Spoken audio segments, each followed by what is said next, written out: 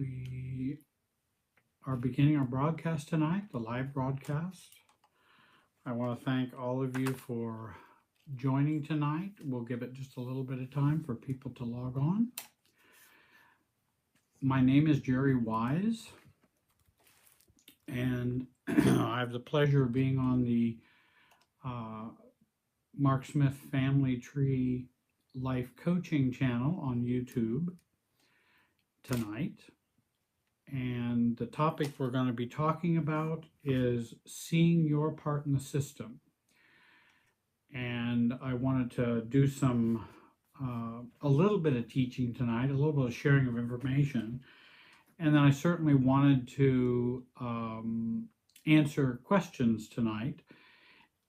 If you could hold off on the questions for a little while. The questions, if you write a question to me tonight in the chat, be sure to write capital question on there and then a short question thereafter. Again, if you write a number of paragraphs, it's going to be harder to get that processed and maybe to answer those questions this evening. So we're going to do some question and answer. We're going to do a little bit of information I want to share with you. Others will be joining us as we go along here.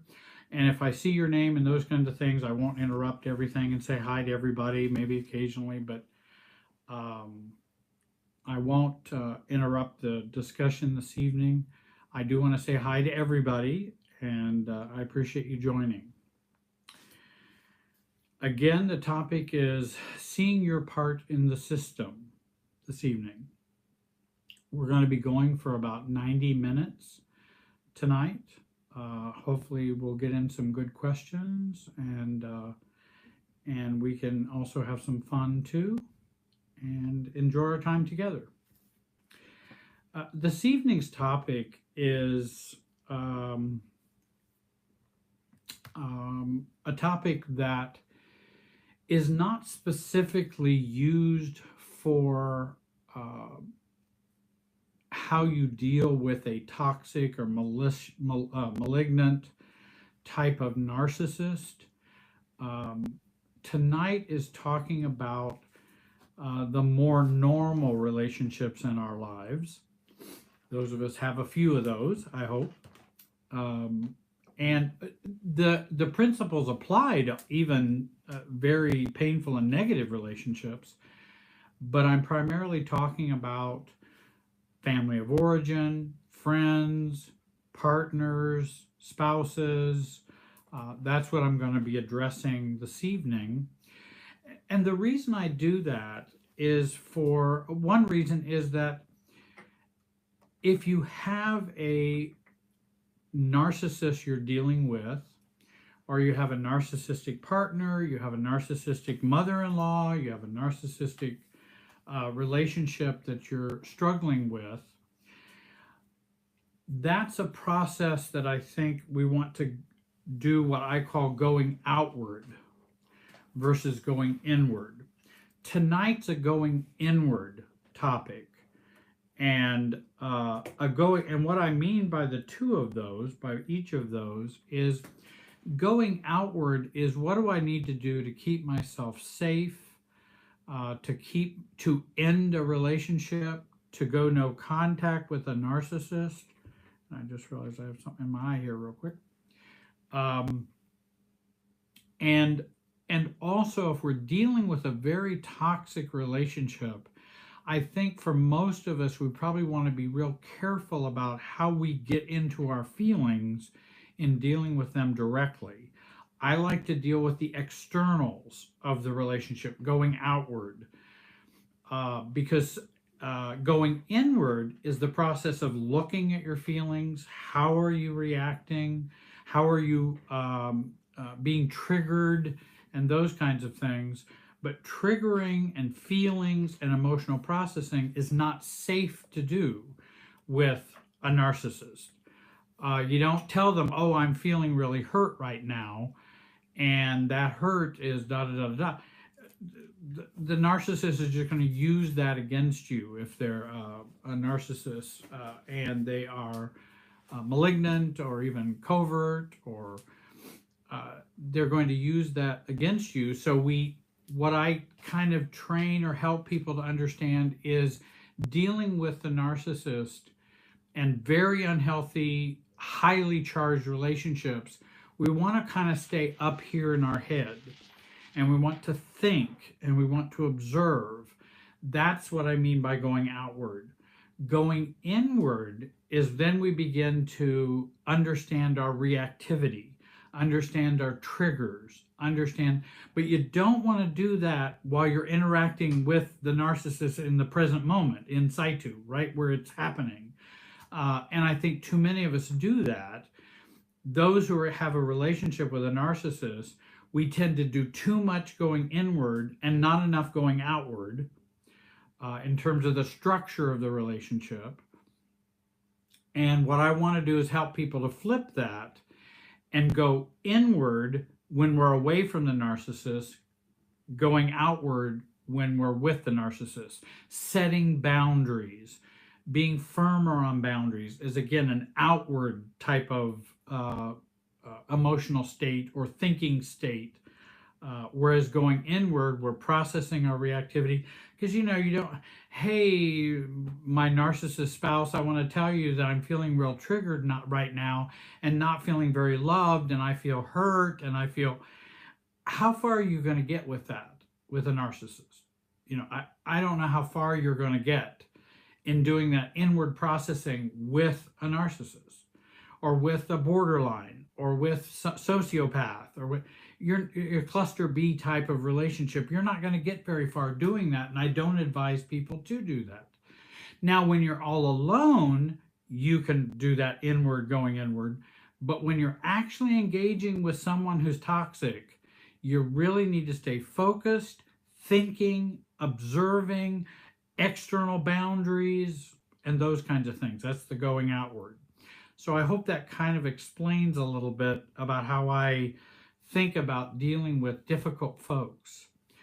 Tonight's a more of a going inward topic, and it has to do with kind of thinking systems and how we interact in our system. What is our part in the, what part do we play within the system?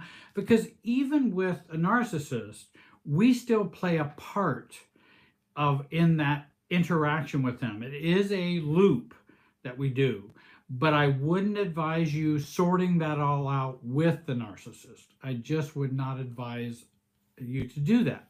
That needs to be done separately with a coach or a therapist or a friend, or away from the relationship itself, because narcissists tend to capitalize on us being more inwardly focused, and they take great advantage of that.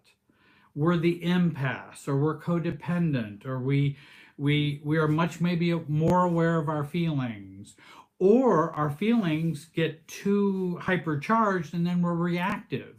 Well, of course, a narcissist will, really make hay out of that. And so that's why I, again, recommend people not go inward when they're in the situation with a narcissist. Think outwardly what you need to do to set up that structure and boundaries, and what you need to do for your life. Should I stay? Should I go?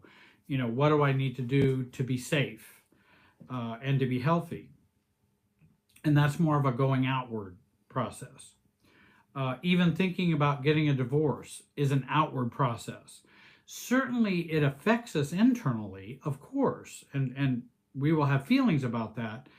But if you have a narcissistic spouse you're divorcing, I wouldn't say, oh, I need to go and tell them all the reasons why I'm leaving them, how hurt I felt, how rejected I felt, how, it's just not going to work well.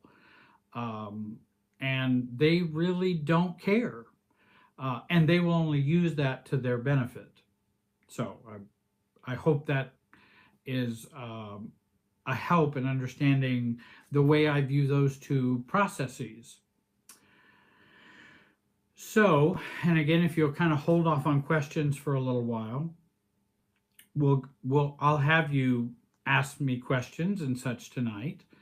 but I would like to maybe do a little bit of training or discussion um, on this topic of seeing your part in the system. And this would also be a part of, how we interact with that difficult sister, the difficult dad, and again, who may not be the cluster B, because cluster B, you have a whole different set of rules that go with that. And I think that's, I'd love to see someone write a book. Maybe I should. I don't know. I don't know if I can. But the rules for interacting with a narcissist or a cluster B, and then the rules for interacting with more normal, neurotic, good old neurotic people who just have their own issues, who just may be reactive, but they're not personality disordered, so to speak. And I think those are two different sets of rules that we would have. Much like when I remember working in a psychiatric practice, and we would people would be hospitalized, people would be outpatient, inpatient, and we would work with different types of mental health issues. Well, the rules for dealing with a paranoid schizophrenic are quite different rules than you would deal with someone who just grew up in an unhealthy home and has some depression. You would deal with them differently and relate to them differently. So you have to be able to have in your toolbox an ability to shift what tools you use for a relationship. Let's give an example. Say at work, and your supervisor is a narcissist. We can't treat them like a normal supervisor. If they're a narcissist or they have some personality disorder, you're not going to do well if you just treat them straightforwardly like they're normal with a problem. And we would need to use other rules in that, because sometimes we'll keep trying to. Here's an example of how it might be misused. We'll keep trying to engage them to get some empathy from them for us or for our issues, or how we felt when we felt hurt by them or disrespected or disregarded, or and that's not going to be helpful to try to get that from them. It really isn't going to be very helpful to do that, because it's not going to happen. Same way with a parent. Well, I want my dad to know how much he's hurting me right now. Well, if your dad's a narcissist, when is he going to know that? I did want to mention, maybe those who are on right now, can you hear me okay? Is the volume where it needs to be? And you might send me a message so that I would know. Volume is golden, Jer Bear. Thanks, Soren. I'm a Jer Bear now. How nice. And I probably am kind of a Jer Bear. That's probably true. And so if you're dealing with a supervisor or a parent who's a narcissist, we're going to be wasting our time to try and elicit caring, empathy, them understanding us, and many times we spend a lot of time trying to do that. I know in a narcissistic relationship that I experienced, you just spend hours trying to be heard, days, weeks trying to be heard, trying to be understood, trying to get them to see, it's me doing a task that is impossible. And then I get frustrated, I get more upset. They then also use that information to manipulate me. They use that information because they're always scanning, and I think that's what a narcissist would tend to do, always scanning for where are the buttons, where are the issues. Or say you're a parent and you have a narcissistic child or a narcissistic disordered child, and that again, they're scanning for all of your weaknesses and all of the pain and wounds, and and they know them, they will zero in on them. We don't want to offer that up to them. We really don't want to offer that up to them. And I think too many of us do that when we're in relationship with someone who's narcissistic or cluster B. I just need to tell them how I feel. Many times I've said to clients, don't tell them how you feel. Why are you going to do that? Not that we wouldn't do that in normal relationships, but we're not going to do that in this relationship because it will be used inappropriately, and it will be used to manipulate us and used to tear us down. So we want to be real careful about that when we're doing that vulnerability and sharing with someone who's a narcissist. So again, I'm going to talk about another group of relationships tonight, which are more the neurotic kind of normal relationships we have in our life. Though again, these things do apply to all relationships, because you'll see some of the things I'll share tonight. It's still true for a narcissistic relationship and us. It still applies to us, but we might function in that differently, and I might advise some different things for other people and other relationships like that.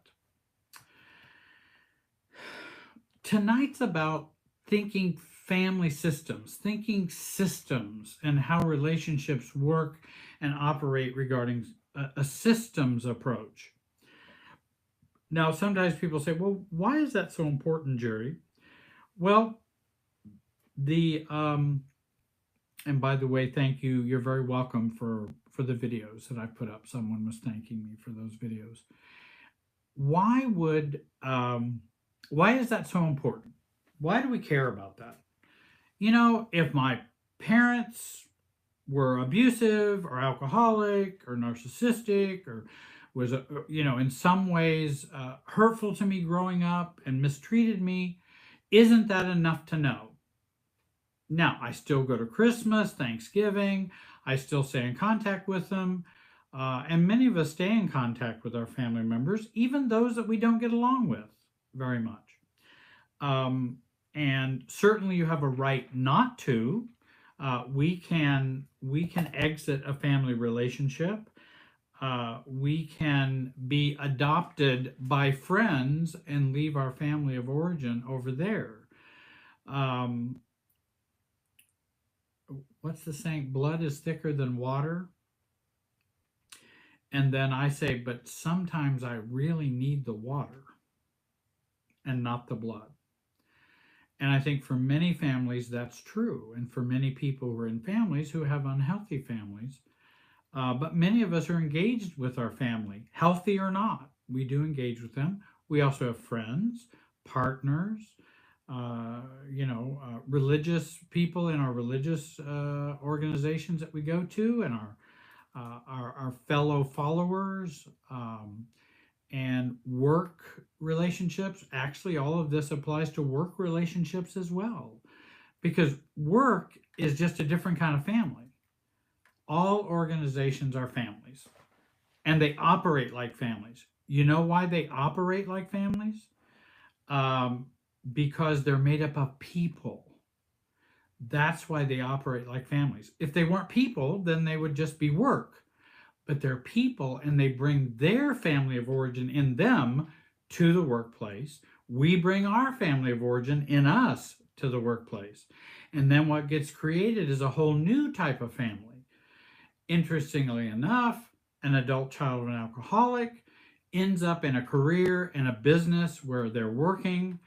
And guess what? It ends up feeling and expressing itself just like an alcoholic family. And you can see the addicted or alcoholic one. You can see the lost child, the mascot, the golden child, the scapegoat, all those roles that play out in alcoholic families.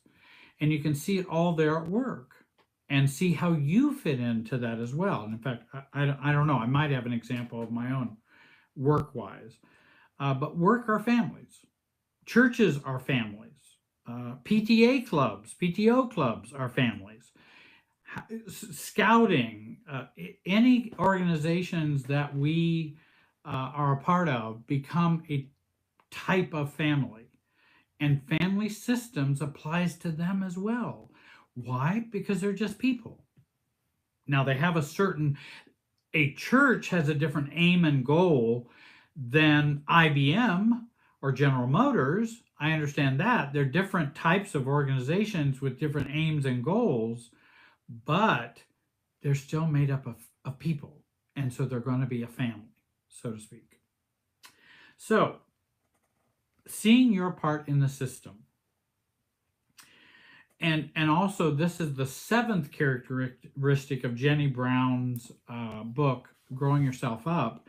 And she talks about the 7 characteristics of a mature inner adult.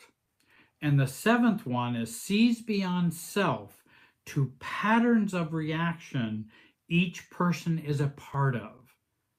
And I add in the system. So it's looking beyond self to the patterns and what's going on, not just what's being said, not just the argument at hand, but how is the argument a part of a bigger whole? That's seeing in a systems way, if we expand that. Pattern thinking is very helpful in navigating relationships, which I spend all day long with clients, on workshops, on videos, to try to help them understand that pattern thinking is very helpful. If you can see patterns, you have the leverage. You really do. You really are empowered. If you don't see patterns, you'll only see the content, and you will be observationally blind in the relationship. Just like the couple comes in, they've been arguing for weeks or months, and they believe the problem is the argument issues and that we just need to resolve those issues. And they don't see the arguments in a bigger, wider frame to see, oh, maybe our arguments are the way we handle our intimacy, because we have intimacy allergy, we have intimacy problems. And allergy to intimacy, which many of us grew up with, we will then resist. And we may do it by arguing, we may be doing it by giving in and complying, we may do it by codependency. And what happens with intimacy is the two magnets come together, they flip apart.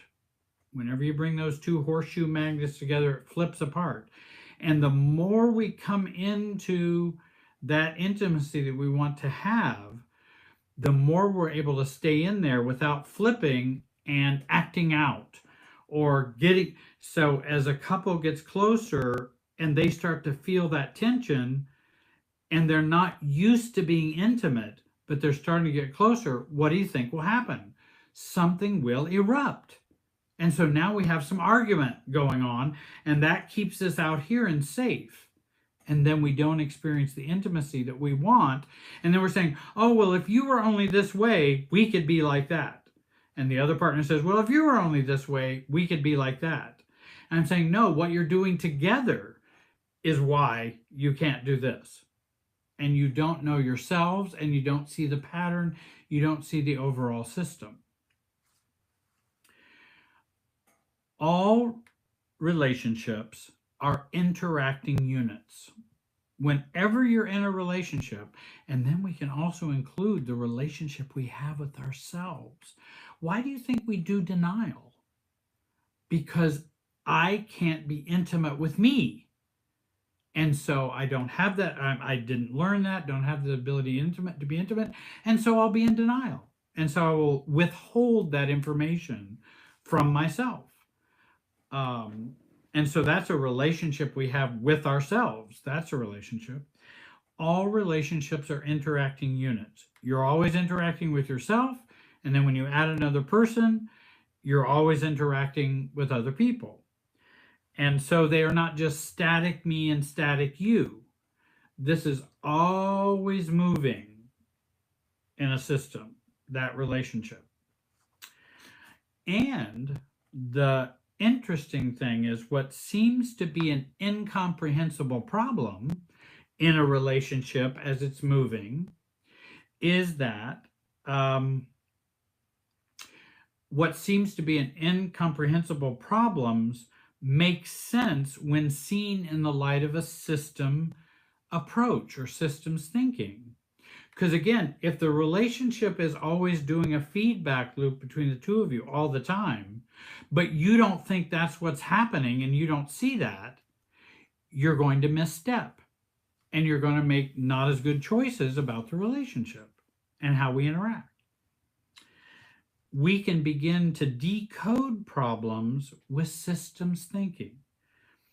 And we tend to do better analyzing the system versus just analyzing the individual.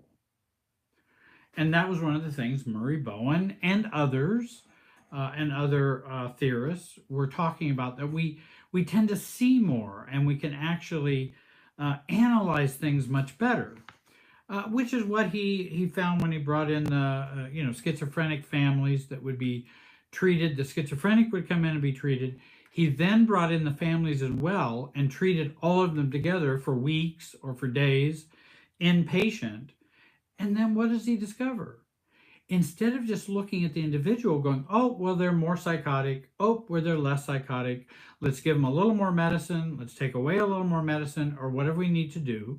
He began to see that, if the family is healthier, if the family and the patient is more self-differentiated, they're less psychotic.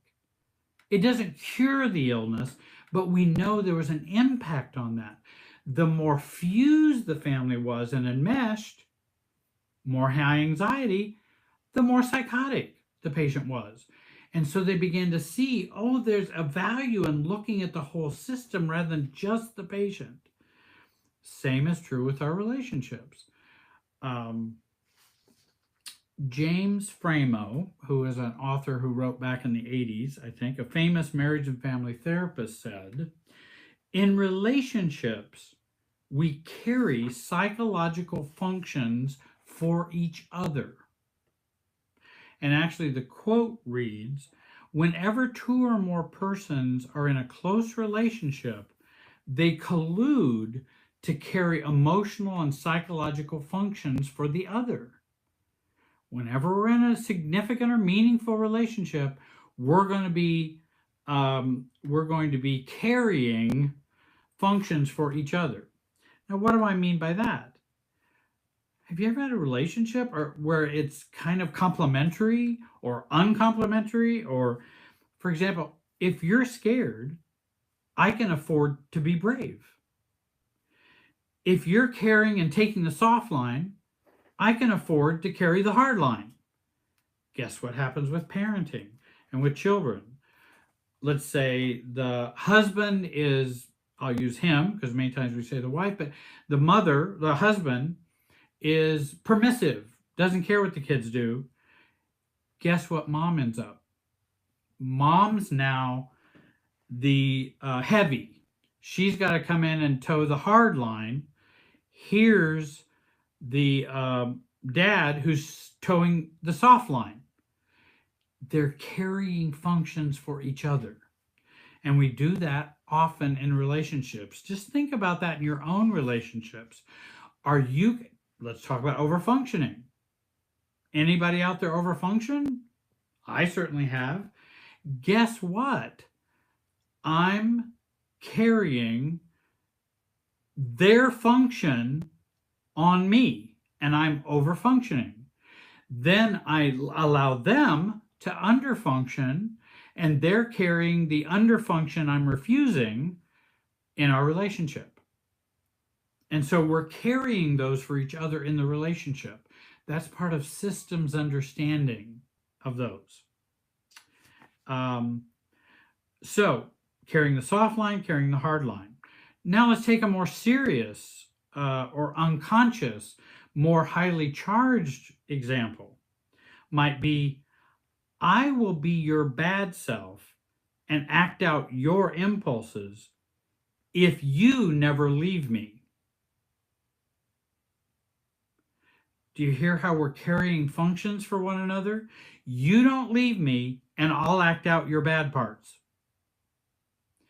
And I'm going to give you an example of that here in a minute. We're going to talk about examples that might help make it even more clear.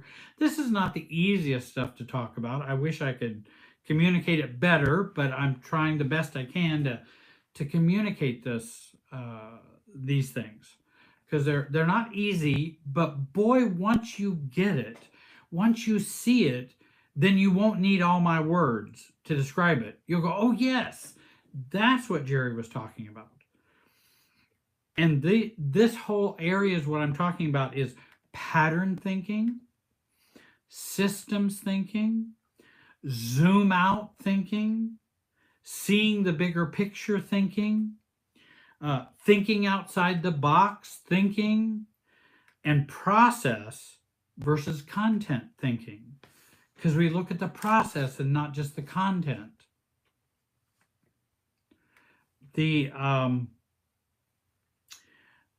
When we do this type of thinking, we step into an observer role and we step outside the interaction. We can learn to do that by doing it not live with the person, not in the moment, in the present. So as we're thinking about, I'm going to go to my, ex-husband's whatever situation, I'm already feeling anxious and uptight and reactive. And then you start to identify some of those processes in you. When I see could you please state the book and author again? James Framo. And it's entitled, I think I have it. Let's see if I have it on here. Explorations in Marriage and Family Therapy, I think, by James Framo, Framo. And so if I'm going to go be with an ex, I'm going to go be with my family of origin, and I'm starting to get intense and anxious, and all those kind of things are going on. And then we arrive, and we're now caught up in all the mix. And it's much more difficult to Framo. It's much more difficult to be the observer. We're now intertwined and interacting with them, and it's more difficult to step outside. As you grow in self-differentiation, and as you learn more, as you are coached more, as you learn more, you then can do it more in the moment. And you're able to go, wait a minute, I'm going to start being an observer right now. I'm not going to deal with my reactivity. I understand what my reactivity is about. I'm going to shut that off for now. I'm not going to focus on that. And I'm going to go observe what's going on between us. Rather than, and again, that's that going inward, I'm going to observe, and going outward, and I'm going to observe what's happening. What are they doing? What do I feel like doing? What do I feel they're causing me to do? And again, that's another good question of, we always think that they're causing me to do it. Well, they want you to do it, but I'm not sure they're causing you to feel that way. They want you to feel that way. We then will be triggered and feel that way. And the key in learning to achieve greater detachment and self-differentiation is learning to be this observer in the relationship. And that's good with friends. Take a relationship that's not so highly charged and start analyzing that relationship versus, real intense relationship, because we can have an awful lot of observational blindness with that. But take a more easy relationship, or even the relationship with the clerk down at the local, gas station, and how they treat you, and go, well, no, wait a minute, what's going on there? And how do I feel when that happens? And what would be a mature adult way to respond to them? before I get into the next part, I'd like to ask you, if you'd like to ask any questions, is to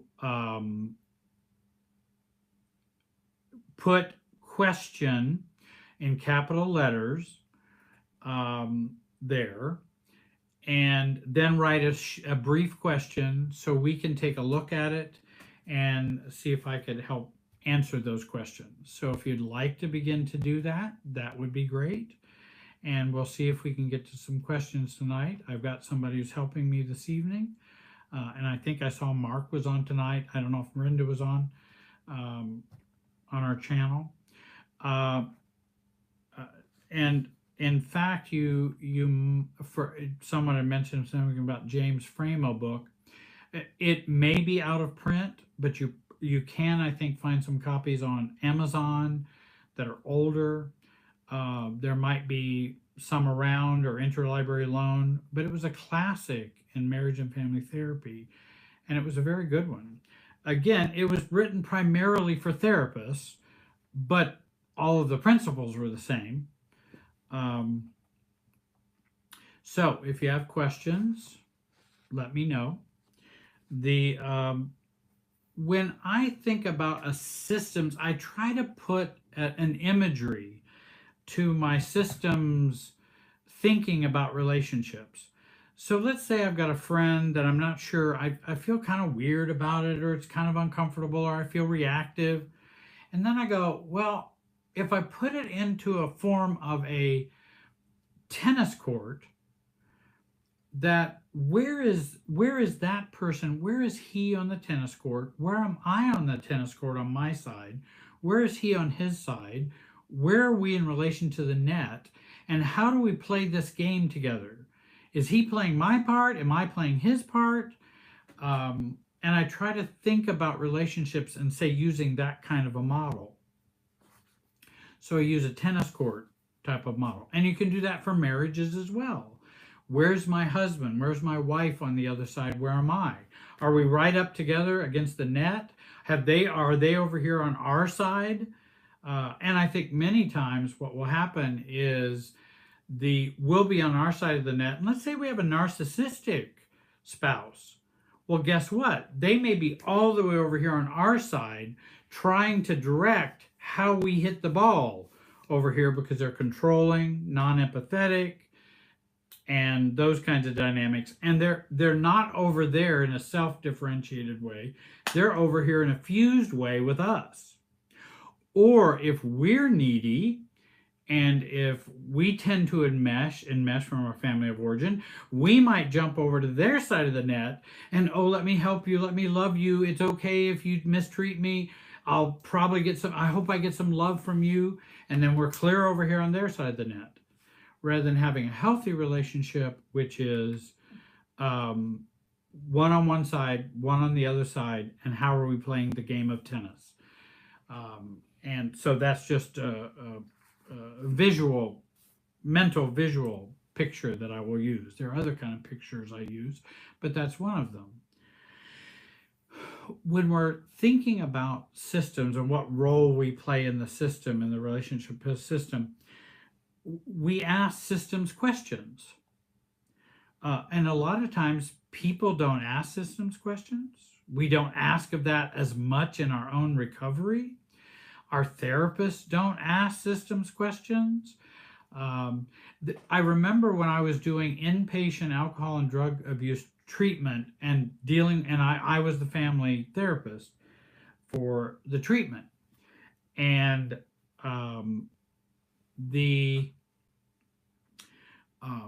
we did use some family systems in that training and teaching and lecturing, for example, like family roles.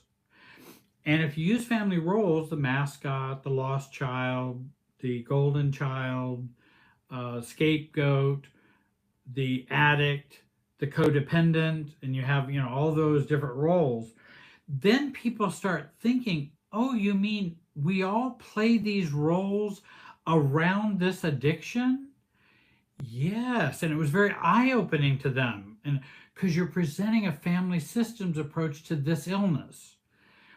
and they're able to see their own roles better, what roles other people play, and what's being asked of you and what's being asked of them. And so we ask some systems questions. What is my part in the relationship? What role do I play in this relationship or difficult relationship I'm having with this person, whomever it might be, mother, father, sister, brother, friends?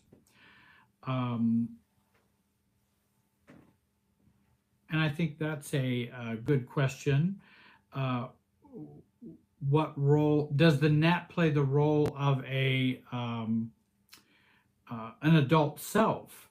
Well, I think the whole court plays the role of an adult self, and I want to be an adult self here, and I wish them to be an adult self over here. Now, I can't control them, but I can control me. And if I'm over the net on their side, if I've allowed them to come over the net on my side, I have to control me and be the adult self. That separateness in the middle is appropriate, mature detachment. It's appropriate, mature separation that we need in our relationships. Intimacy cannot be practiced without distance. I'll let you think on that a moment. Intimacy cannot be practiced without distance or without separation or detachment.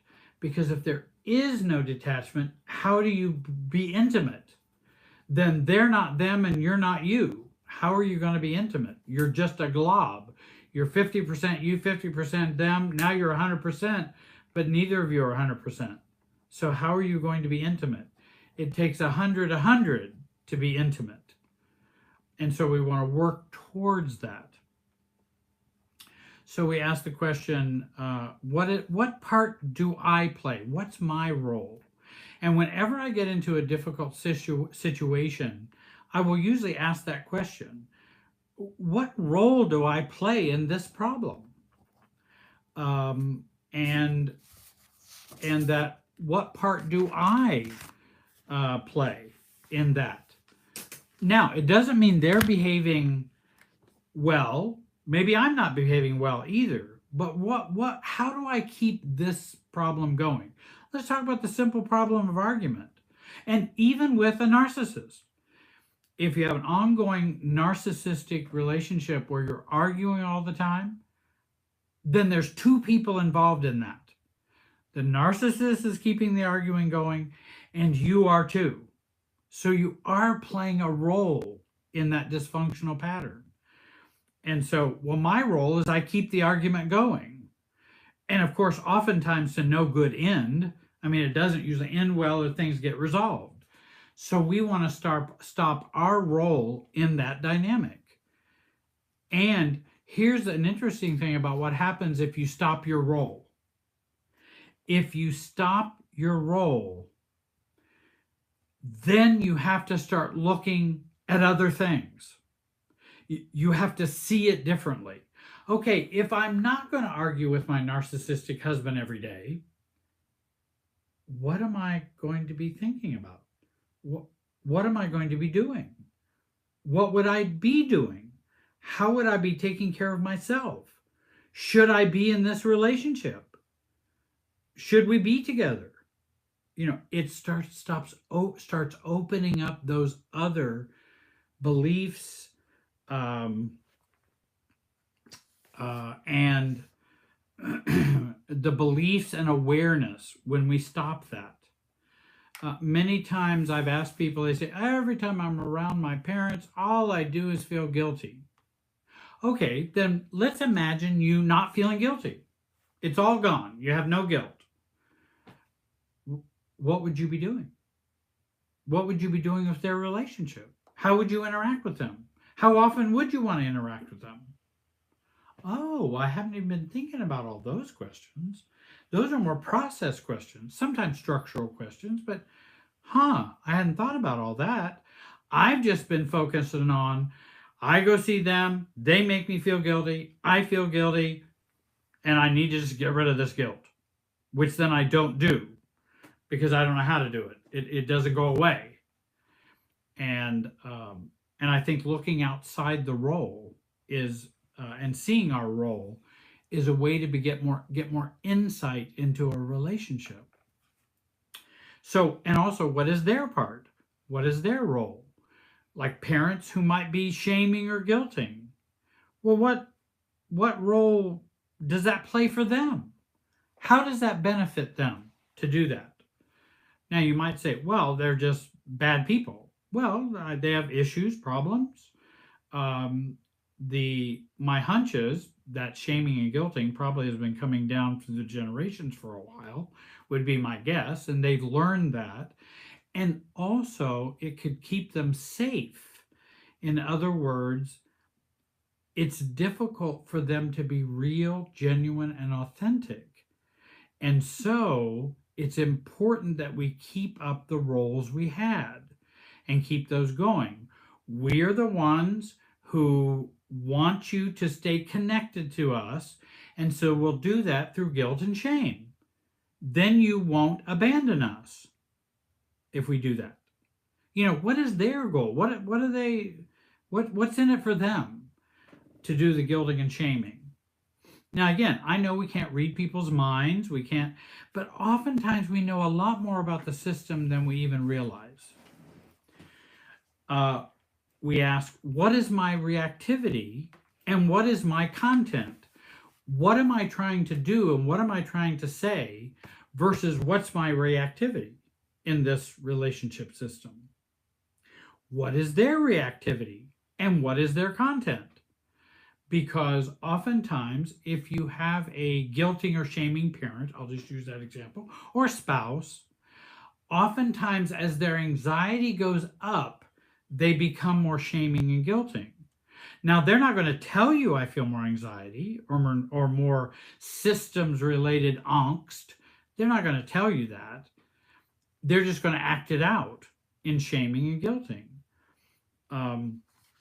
And that can give us some insight into their what might be behind the benefits for them.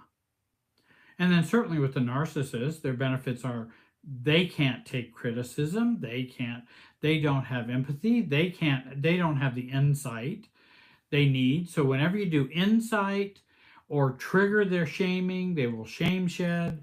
Power, they will draw power from others like a tractor beam and do those kinds of things.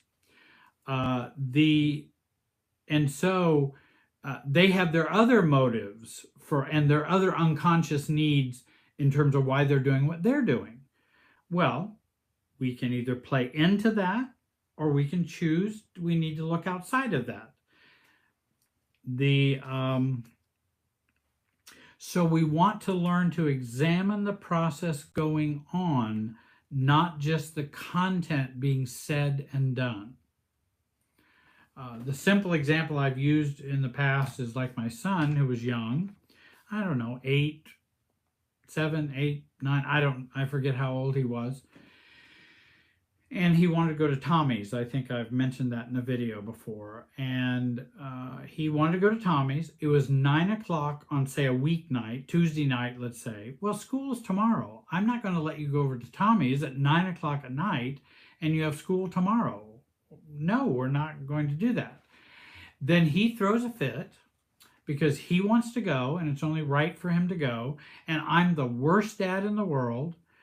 And why does he have to deal with the parents he has to deal with? And so I can either respond to the content, which is say, no, I'm not the worst dad. You have a lot more benefits than you think.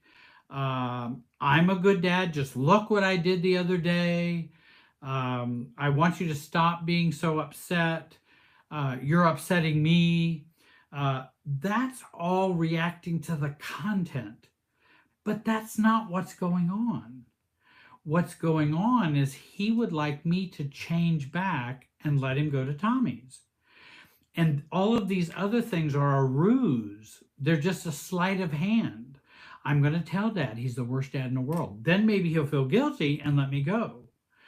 So then my response is, in becoming aware of what the process is, then he says, Dad, you're the worst dad in the world. And I go, you're probably right. Well, can I go to Tommy's? No. Well, Dad, I don't think it's right that I have such horrible parents. Andrew, you are right that it's awful that you have such horrible parents who would not let you go. And so that's where I'm responding to the process rather than responding to the content. And that's what systems thinking can help us do. Okay.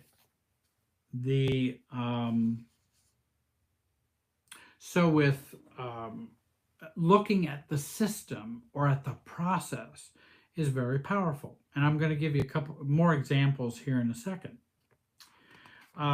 As we begin to see that process, we can begin to see the flow of impulses and the flow of the hot potato of anxiety. Actually, as you get better and better at seeing systems, you can go to a family gathering and actually watch the anxiety move around the room. I know that may sound kind of spooky, but you can actually see these people are tense over here. It starts to affect these people, which goes to those people, which comes back over to these people, and then guess what could happen? I now have a mother who's very attuned to all of that, and I'm not, well, I'll come back to that. So now I have a mother, let's say I'm using a mother, and now she starts guilting me about something. Well, the anxiety started over here, and it moved all the way through the family around to me. And as you begin to see those things happen more readily, you go, oh, I see what's going on here. Or if so-and-so's angry, who does it impact? Who does it not impact? Who does it impact? Who can detach from it? Who doesn't detach from it? And you can actually see that act out in front of you. We also can ask the questions, what's their point of view? What's my point of view around this issue? And then certainly we ask, what is the role of this interaction in the process, in the system? What role does this play? What does my emotional state play? How does it play out in this system? Because I'm not angry just for no reason. Probably if I'm angry, how does it serve the system in some way, especially a dysfunctional system? If I have low self-esteem, and again, we'll get to an example here, we can also ask, what is my inner adult thinking? What is my inner adult feeling? What is my inner child thinking? What is my inner child feeling? That also can give you insight into what's going on in the system, if you can be in touch with those. And so then we learn more about how we're pinging off of each other. Let me give you a very classic example, and I remember one of the earliest examples. I remember when I started out as a therapist many years ago, and back when I had a little bit of hair, and I was working with a couple, and they brought their teenager to me. It was a girl. She was probably like, I don't know, 13, 12, 13, something in that neighborhood. And they said, our daughter just got in trouble for shoplifting. We'd like you to treat her, fix her, get her straightened out. Oh, okay. Well, let me see what's going on. We don't want her in trouble. We don't know, I don't know what the reasons or causes are for at this point. And so I began to work with her, and I began to ask her more about, well, I'll call her Betty. Betty, how do your parents get along? How's their marriage, in your opinion? Oh, it's awful. all they ever do is argue. All they ever do is shout and yell at each other. Um, I said, really? I said, does that ever bother you? Oh, I dread being at home. I dread going home.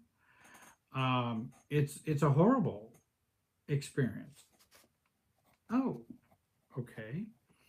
And when did you start shoplifting? When did that happen? Well, the first time was about 6 weeks ago. The first time was about 6 weeks ago.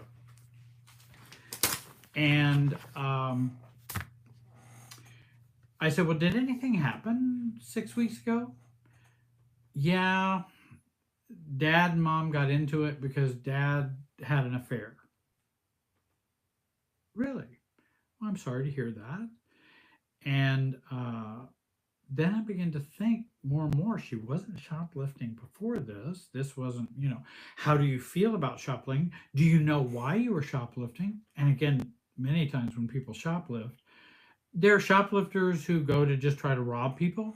There are shoplifters who shoplift neurotically, but they have the money to pay for it. In fact, there was a woman on my block growing up. She worked at the bank. She was a head banking person at the bank locally, and she was arrested for shoplifting. She has plenty of money. They had a wonderful house. They had all the resources they needed. Why is she shoplifting? That's and she was in her middle ages, and I'm going, well, that's not. And in her purse, she had all the money she needed to buy those things that she shoplifted. There's something else going on. It wasn't just about getting those things. And many times people say, I don't know why I did that. Because it's a system dynamic. And then I can go into the reasons why I think she actually did shoplift. But going back to the girl in her example, I think what was happening is the daughter is carrying the functions of the parents and being bad to get their focus off their bad marriage, and also to get them more unified about her as a problem. And that would bring her mom and dad together more. Now, she didn't think all that through. That wasn't on her mind. She's not aware of that. Parents aren't aware of that. And, but interestingly enough, as those parents, then I advise, you guys really are going to have to get some help for you if you're going to help your daughter, because this is a family issue. This is a system issue. And as the parents began to get better, well, guess what? Daughter's not shoplifting. And that goes away. It played a it played a role in that family system. Let me see here.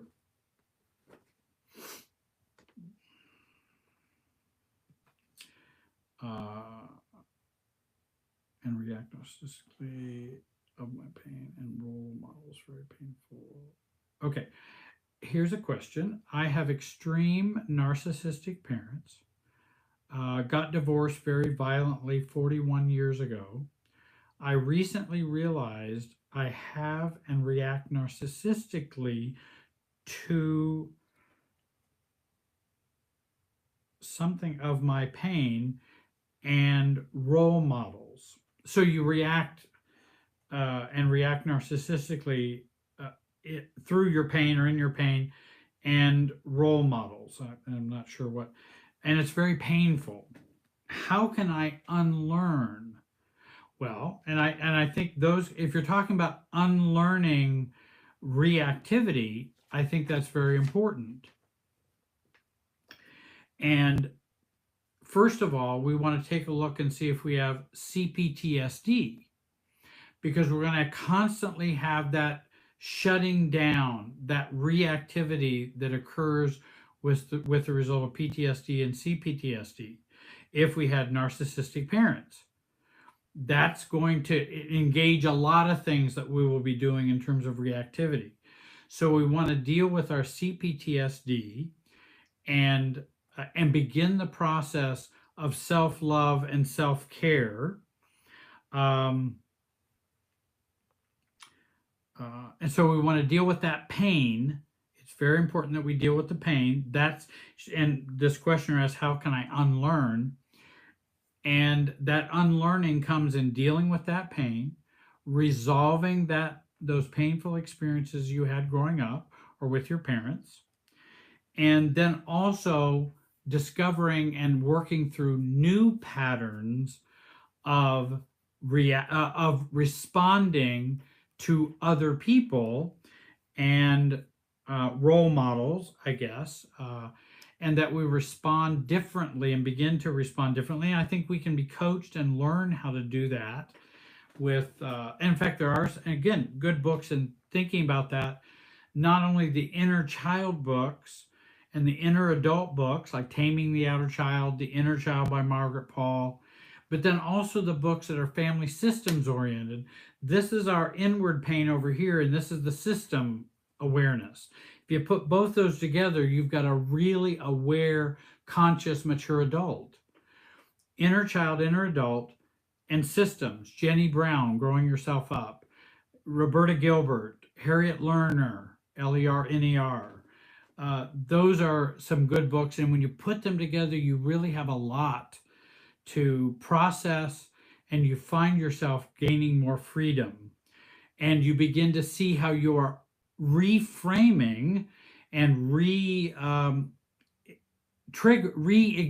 your brain to unlearn those things and to learn new things. So I hope that's a help with that question. I wanted to give another example of, this is again a simple one. I remember my mom sometimes, and again, she had good qualities and she had not so good qualities, which is true for most of our parents. Now, some of them are really toxic or cluster B, and some are not. The mom would quite frequently enmesh with me, become over involved with me, and would jump over the net over onto my side of the tennis net and be all involved with, how did you sleep? How much money are you making? Have you had a haircut? Jerry, you're gaining weight. It was just all that obsession about me. And mom would obsess about other siblings too. And I remember an example when she was older and we were talking and actually have a pretty good conversation. And she just up and stops.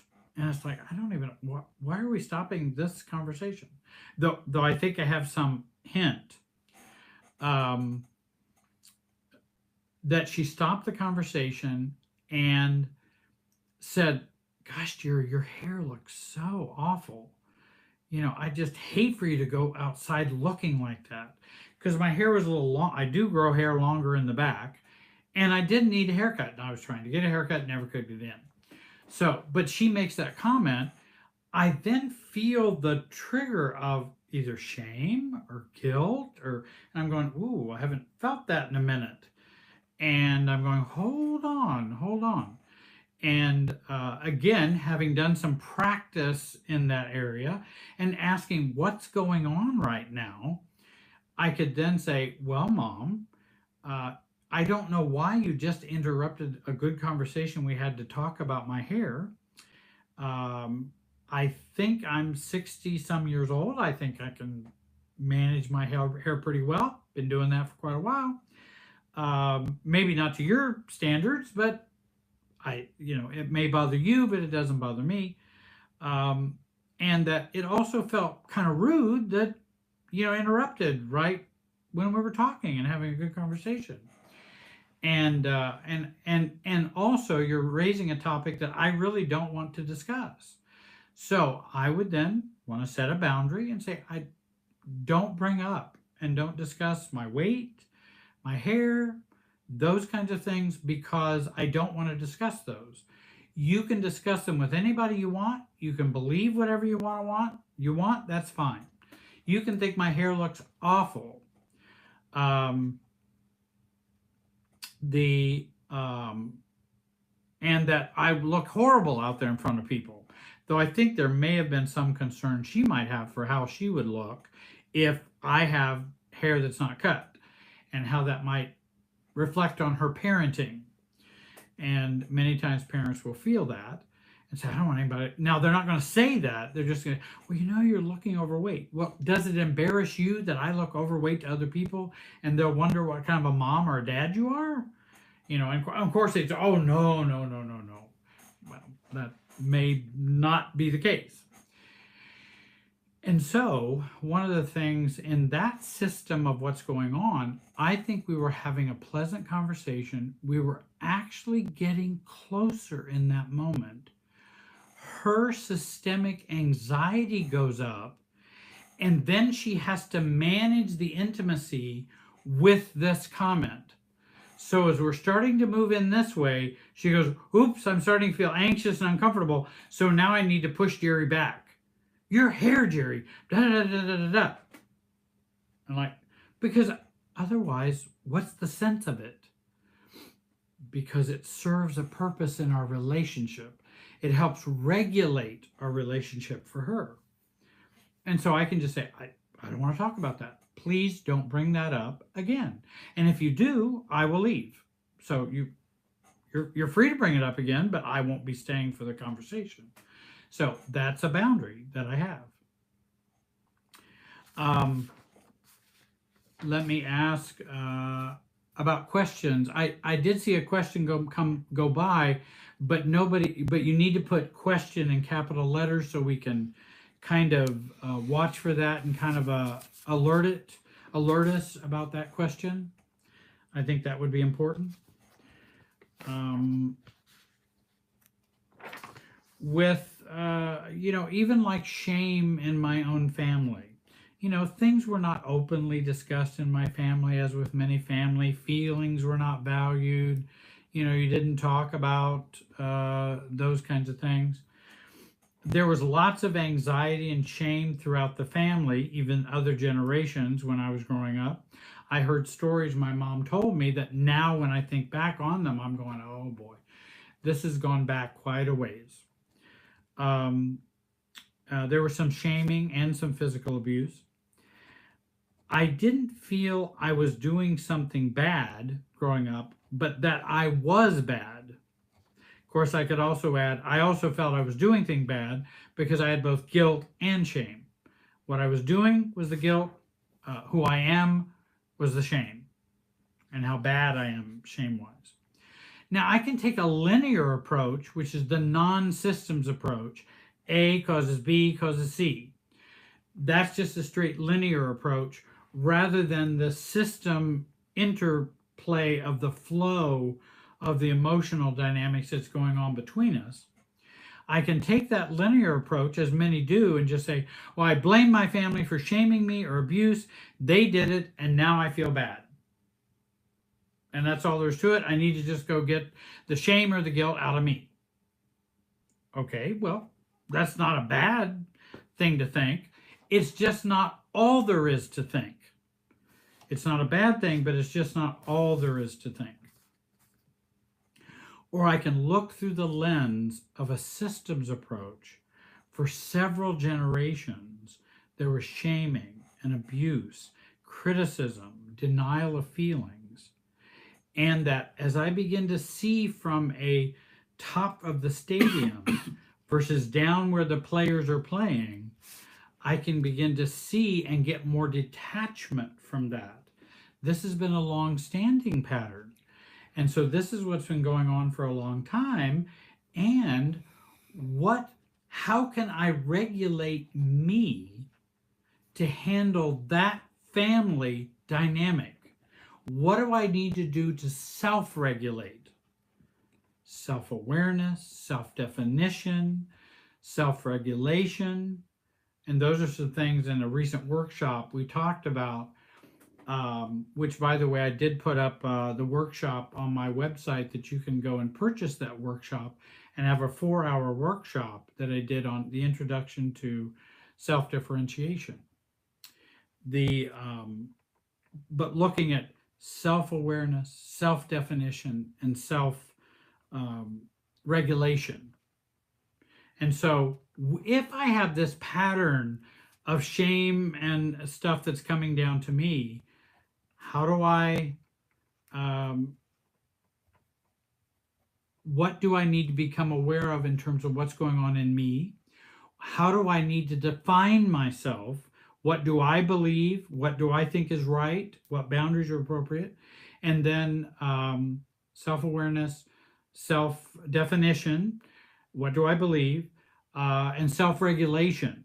Okay, I need to begin to work on regulating my own feelings, my own thoughts as I interact with them or have some interaction with them.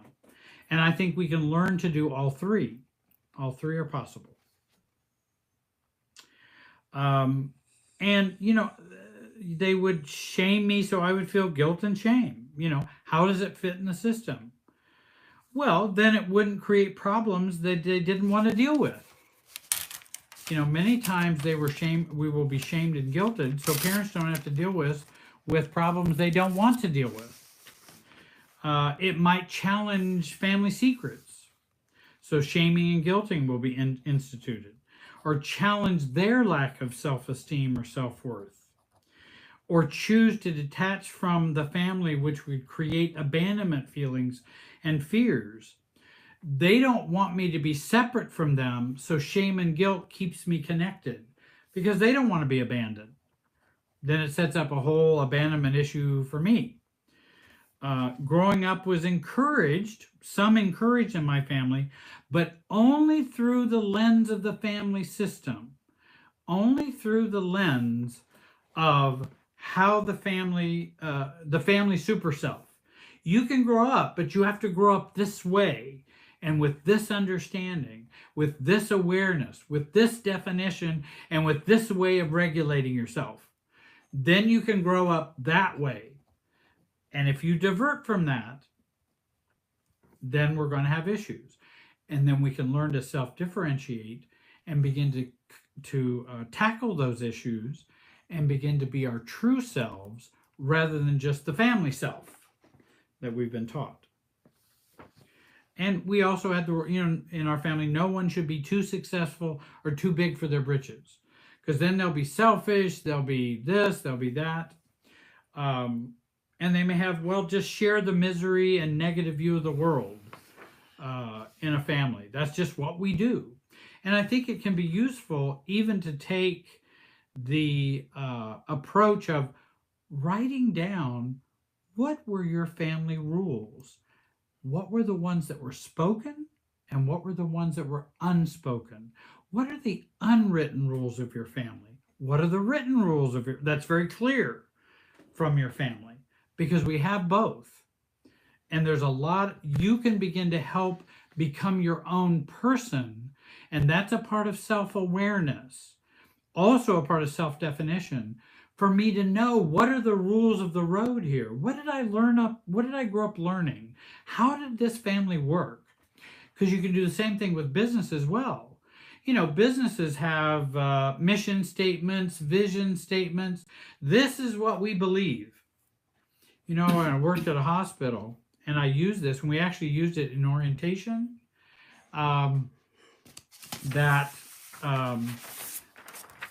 what I did is go through all of the vision and beliefs that the system has, and then I added all of the unwritten ones. And it was very insightful and people felt very helped by the real rule, and the real belief is this. Because you can say, we value our associates, we love our associates, you all should love each other. And then they would be abusive, or they would be not empathetic to, there's two different rules. Here's the spoken one. What's the unspoken one? We'll love you and value you as long as you don't challenge the system. Then that's the real unspoken. That's the real unspoken rule that we live by. Families have the same thing. Rules, overt rules and covert rules. Also, with my family growing up, I also would then end up needing them for acceptance and love because I had that not instilled in there. So I would keep needing that acceptance and love and always yearning and looking for that. And that keeps me enmeshed in the family system. Shaming will do that. Guilting will do that. Abuse will do that. And we end up then always needing and looking for acceptance and love.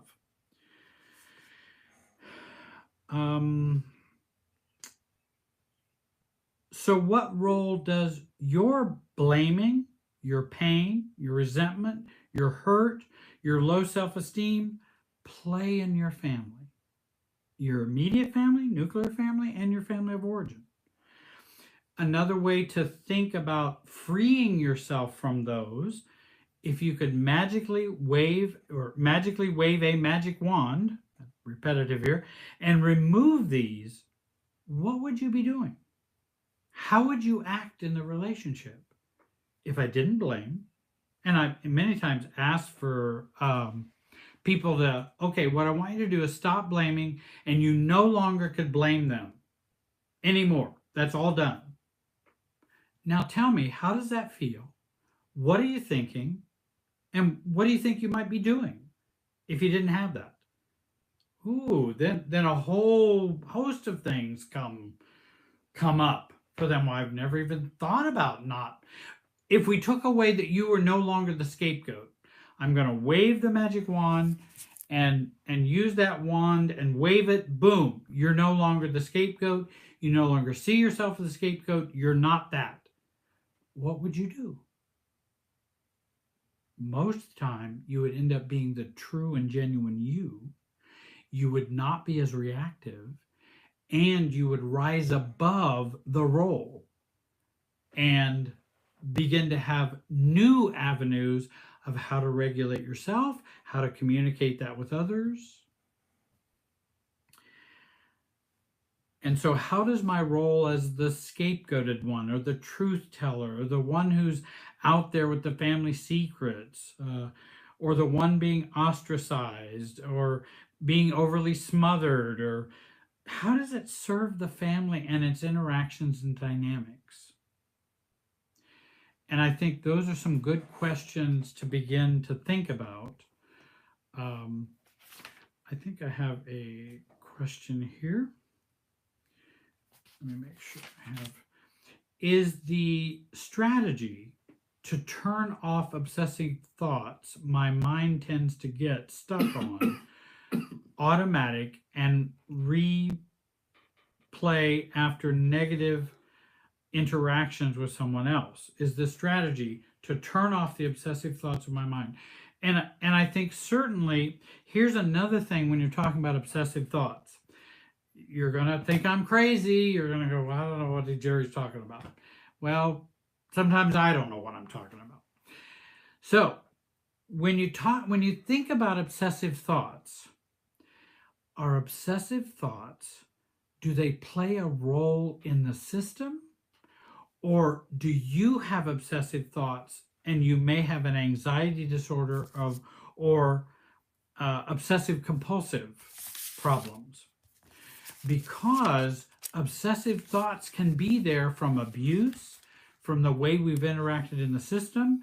And how are these obsessive thoughts keeping me connected to my role and to this relationship? What do we do in a narcissistic relationship? How many times do we obsess about the narcissist and how they're treating us, or what they've done, or what they've said? Oh, we just do that and do that and do that and do that.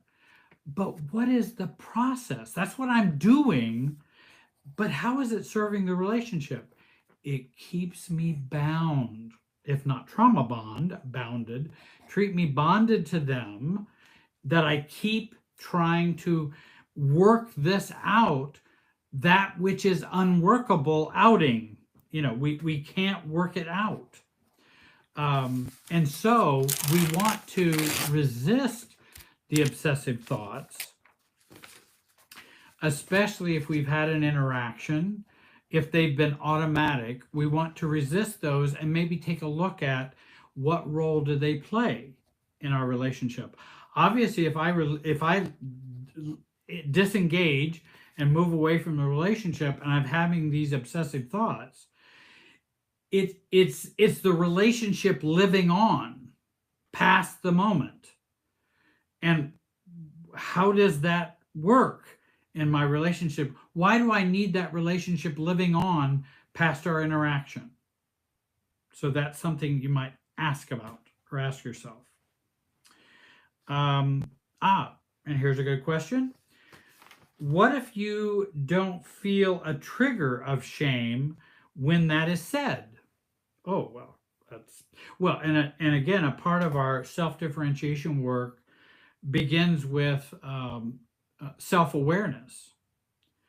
And that's a very good question in that if we're not aware, and many times we're not, because we may not have the language for shame, we may not know where shame occurs inside of us. Is it here, here, here, down here lower? Where do we experience shame? And what does shame feel like for us? So getting to know what shame feels like, so when we hear this, and oftentimes we become numb to it. I mean, somebody can even say, you're just you're just a stupid and ridiculous husband. You're just a stupid and worthless wife. And it doesn't even trigger anything. It doesn't even trigger anything. And we can have paralyzed feelings, numb feelings, and we don't even think of it as being shaming. Or we go to our family of origin and they go, it's just too bad that you just can't get your life together. I'm just wondering when you're going to do that. Shaming. And again, it's so routine, we may not even notice it. So we want to work on self-awareness because you're right, we might not feel that trigger of shame. And so learning feelings for ACOAs, ACONs, adult children of narcissists, adult children of alcoholics, we have to learn to begin to know our own feelings. And that's a very beginning process that we want to do so that we can be healthy and whole. Well, we've just about come to the end of our time. I wanted to share with you again, remind you again, I have the workshop up that I just did, 4 hours. You're welcome to purchase that on my website, Jerry Wise Relationship Systems. It's up there now and available for you to watch the entire thing. We did like 4 major role plays in there as well, which we had fun with, and I think was very thank you, Curtis. The workshop was awesome. I appreciate it. And we got to do some good things, and people could learn things in a different way because people were not used to me doing role plays with people. I'm going to be doing another workshop as well here in the near future, and we're going to do more role plays so people can see how it actually works and how we can really grow. Go to join my Facebook page. I hope you will do that. On my website, there's a place for virtual inquiries. If you want to know how to work with me or have any other questions about Jerry Wise Relationship Systems, there's virtual inquiries there. Frequently asked questions are up there now. There's a search bar. You can search throughout the website. Please join my YouTube memberships on my YouTube channel. Also, it's Jerry Wise Relationship Systems, and you can join the memberships on there to get exclusive content, etc. We just put up another exclusive content video for YouTube, and then there's exclusive content and memberships on my website, and that has different benefits, such as a monthly call and those kinds of things that we work at as a group. I also have the podcasts, all of my podcasts on Spotify and other major streaming apps. So I wanted to tell you about all those exciting things. We've got some new exciting things coming. I so appreciate Mark. I so appreciate Renda. And I appreciate Mark allowing me to share with you tonight. I hope, take what you can use and leave the rest. If I didn't explain something well, don't worry about it. We'll hit it again sometime. I hope you gained something from tonight. Sometimes gaining one thing can be worth all of the talking that I do. If we can get one thing that's really important to us, and it can be worth all the other gobbledygook that I share. And Mark, thank you. I appreciate getting to teach tonight.